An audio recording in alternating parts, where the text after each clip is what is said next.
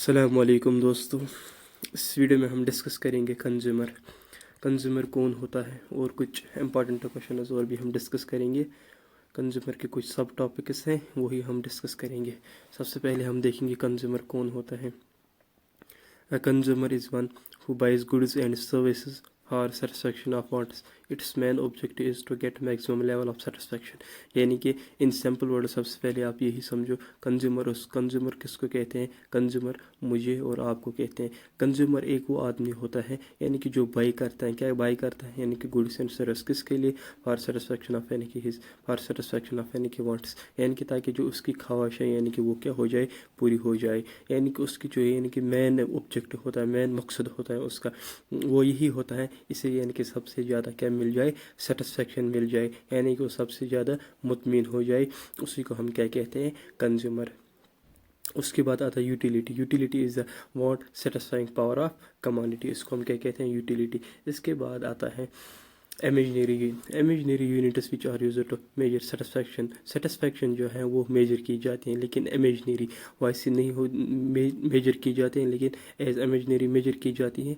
कैसे? यानी कि इमेजिनरी ही मेजर की जाती हैं, उसको हम कहते हैं यूटिल्स, यानी कि यूटिल्स में मेजर की जाती हैं। उसी को हम कहते हैं इमेजिनरी यूनिट्स। यानी कि इमेजिनरी यूनिट्स मतलब होता है यही कि हम सेटिस्फेक्शन को क्या मेजर करते हैं, किसके थ्रू? यानी कि यूटिलिस थ्रू। यानी कि एक प्रॉपर यानी कि यूनिट नहीं है हमारे पास, एक प्रॉपर स्टैंडर्ड नहीं है जिससे यूटिलिटी को मेजर करें, बट यूटिलिस में हम क्या करते हैं? मेजर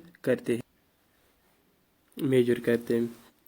इसके बाद आता है utility can also be measured. Utility को हम मेजर ऐसे भी कर सकते हैं। कैसे? यानी कि इन टर्म्स ऑफ यानी कि मनी के हिसाब से भी, प्राइस के हिसाब से भी हम देख सकते हैं यानी कि कितनी यूटिलिटी आई है which the consumer is willing to pay. For example ये कैसे?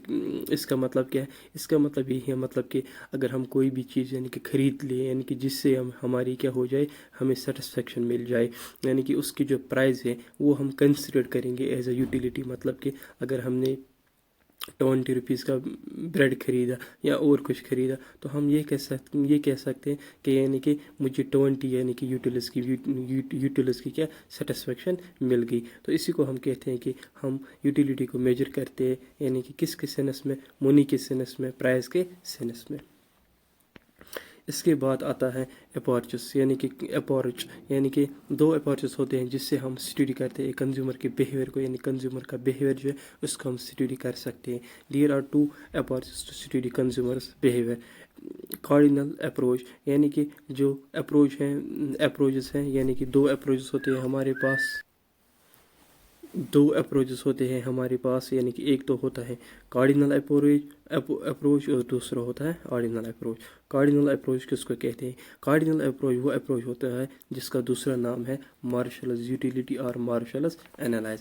यानी कि कार्डिनल यूटिलिटी वो यूटिलिटी होती है जहाँ पे सेटिस्फेक्शन है वो डेराइव्ड होते हैं बाय कंज्यूमर के product can be express numerically. In simple words में अगर मैं आपको कहूँ, यानी कि कार्डिनल यूटिलिटी अप्रोच वो अप्रोच होता है यानी कि जिससे हमें क्या पता चलता है, यानी कि हम यानी कि मेजर कर सकते हैं किसको? यानी कि यूटिलिटी को किसके थ्रू? यानी कि न्यूमेरिकली हम इसे एक्सप्रेस कर सकते हैं। और ये अप्रोच वो है जो कहता है कि हम मेजर कर सकते हैं यूटिलिटी को किस में? इन नंबर्स में। इसी को हम कहते हैं कार्डिनल यूटिलिटी अप्रोच।